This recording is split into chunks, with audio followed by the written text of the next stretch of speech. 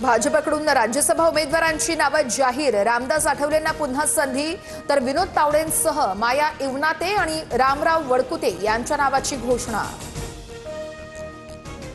शरद पवार पुन्हा एकदा राज्यसभेवर जाणार। काँग्रेस आणि ठाकरेंच्या शिवसेनेकडून राज्यसभेसाठी पवारांच्या नावावर शिक्कामोर्तब। उद्या अर्ज भरणार असल्याची माहिती।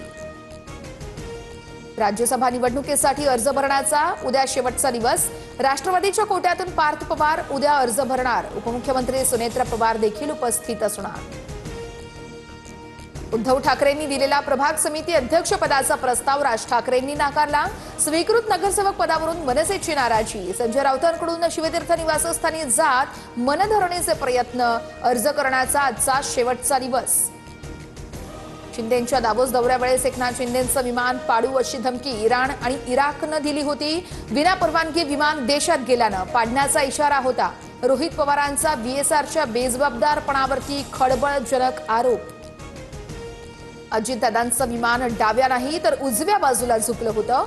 एआयबीच्या रिपोर्टमध्ये बेसिक गोष्ट चुकली आहे। विमान कुठेही झुडपाला टच देखील झालं नाहीये। रोहित पवारांनी अहवालातील दावे फेटाळले।